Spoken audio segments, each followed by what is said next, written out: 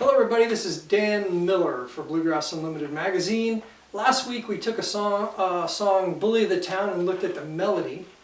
And this week I'm just going to show you an approach to trying to come up with your own solo to this based on that melody.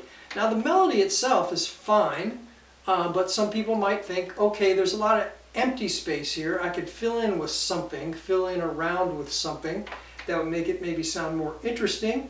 Give it a little bit more character, give it a little more flavor. You could do a lot of different things with this because there are some sparse areas in the song, but it's not necessarily mean that you have to fill up every one of those silent spaces. Silent spaces can do their own thing and have their own effect on the song, so you don't want to just go and fill up every space that's there. Let some stay there, okay?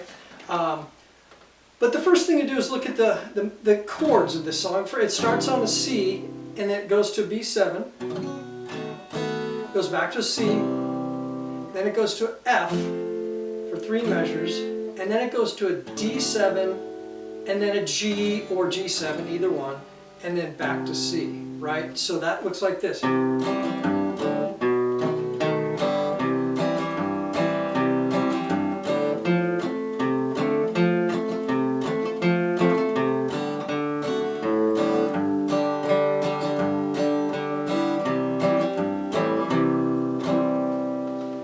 And the reason to get familiar with that is not just so that you can back other people up when they're taking their solo, is because, well, that's going to inform you of a lot of things, especially when you're doing like a Carter style bass note strum style or melody strum style, or also a double stop style. It's nice to know what chords you're doing those things over. Also, when you get into any technique, it's informative to know what chords you're playing over at any given time, okay? Especially when you get into like a scale-based approach and you're using like major blues scales or major pentatonic scales that we've talked about before. Good to know the chords all the way around. Good to know the chords. It's the foundation of the song. So go through the chords. Now the first thing I would do in approaching a way to create a solo off the melody is go through the whole thing in sort of a Carter style where you're filling in strums where there's not melody, where you have those spaces. So it could look something like this.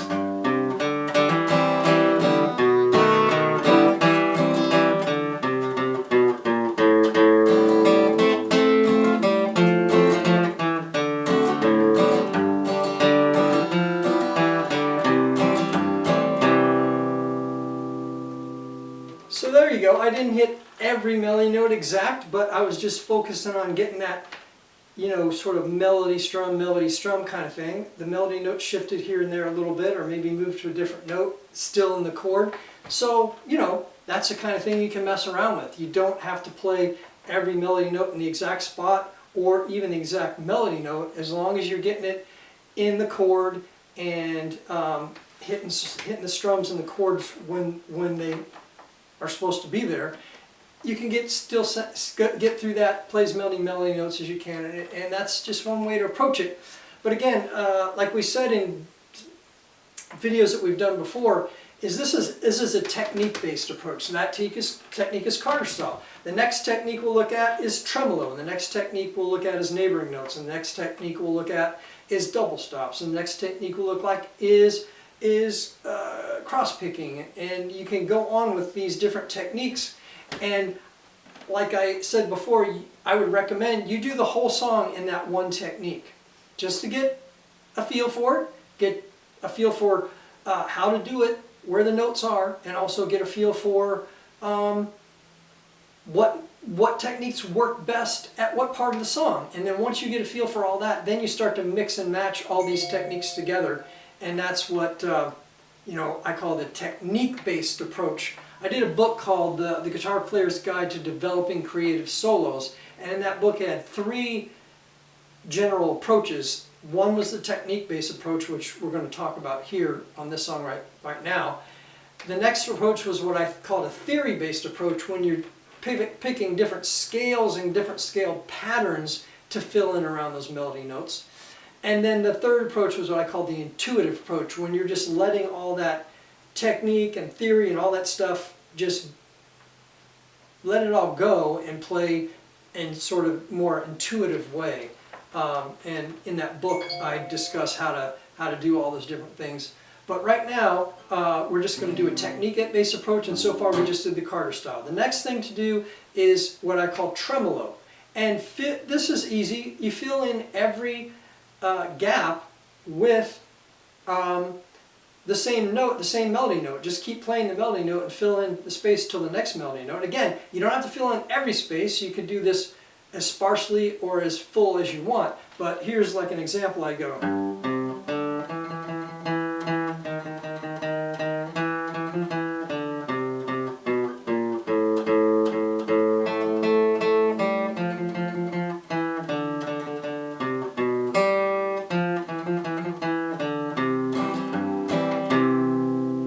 I got a little flurry at the end. I did a neighboring note thing at the end, got ahead of myself. But that's the idea, is you just take the spaces and fill in with the same melody note as eighth notes instead of a quarter note, half note, or full note. You just fill in with the eighth notes of the same note. And again, that can get kind of monotonous, but it's something that you can do, and if you use sparingly, it works. Now the next thing to do would be a neighboring note. And neighboring note is either the chromatic note next to the melody note, or it could be a scale note. One step on the scale or a half step away from the note would be, in most cases, chromatic, right? So that, you know, where we did before.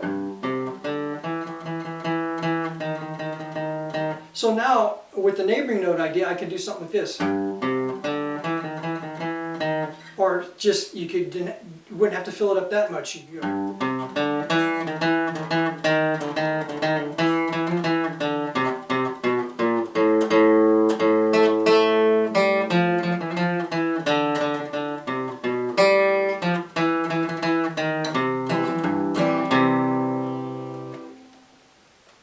Okay, so there's some neighboring note things. And again, you can mix and match those with other things. The next thing I would try is double stops, okay? So it'd be like this.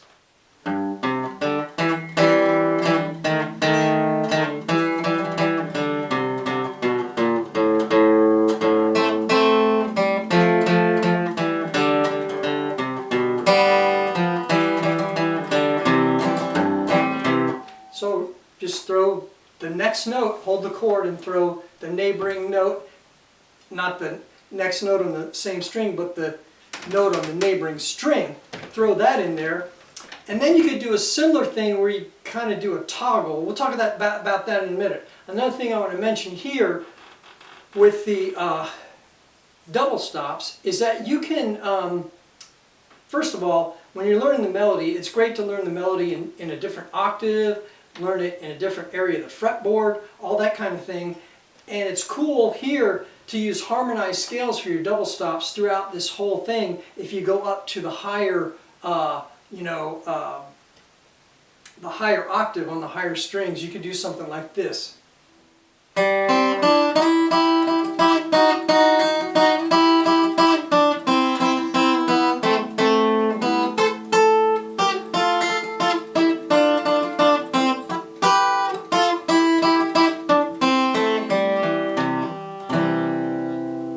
So there I'm just using C-shaped double stops on the first three strings, and it kind of makes a cool solo. Again, you might not want to do that throughout the whole thing. You throw those little licks in different places, do it for a little bit, and then go off of it. It sounds real cool.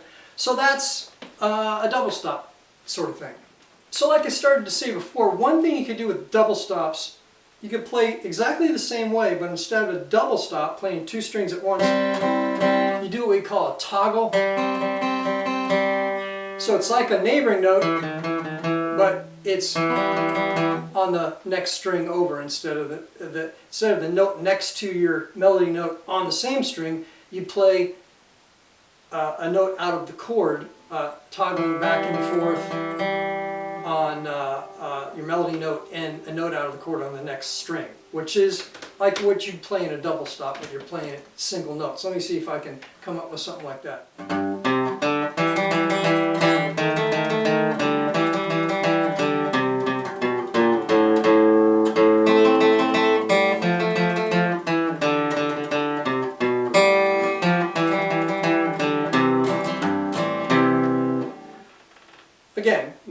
practice if you do that the whole way through, but mixed in with other stuff, it sounds pretty cool. And I recommend you do that monotonous all the way through thing just to familiarize yourself and see where that technique might work best. Okay, from there, the natural progression is maybe to some cross picking. For cross picking, it may sound something like this.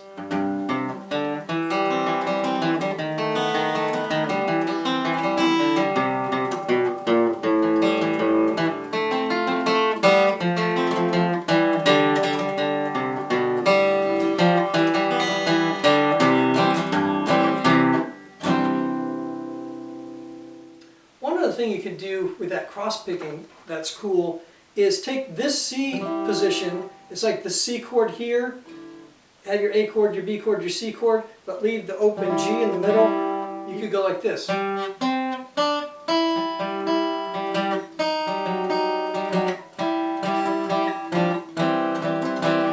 know, that's a cool little part you could do, a cross picking thing.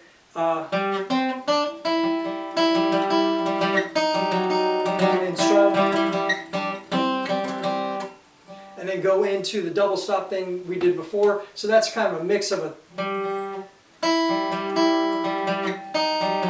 cross picking and then go into the rest of it from there. That's kind of a cool little combination of a strum with harmonized scales and cross picking. So that's another cool thing you can do there. Alright, so that's where I'll end here. From there, what I would go into next is more of what I call the technique-based thing, where in between the places and the spaces, I would insert scale runs, either straight scales or folded scales. It could be folded or straight major scales, major blues scales, major pentatonic scales, minor blues scales, whatever would fit. I call that the theory-based approach because you're working off of scale fragments and scale runs, and you're thinking about your different scales. Maybe we'll cover that next time. In the meantime, try those techniques. Again, we have Carter style, which is strums on the full chord. We have tremolo, neighboring notes. We have double stops. We have toggles on the double stop shapes, and then we have cross picking. Those are the things we talked about today. Practice that on the A part, see if you can take that over to the B part, learn the melody at the low octave that I taught last week, learn it on the higher octave on the first 3 strings, try that double stop thing on the first 3 strings. Lot to work with there to come up with your own solo. If you work through all those things, then you sort of get a feel for those, work your solos with just those things, get a feel for them, and then try to mix and match in your own way how you would combine cross picking with double stops, with tremolo, with neighboring notes, with toggle notes. Work all that together just over and over again in different ways until you find that solo that just feels right to you. Alright, so this is Dan Miller for Bluegrass Unlimited magazine, and we'll see you next time.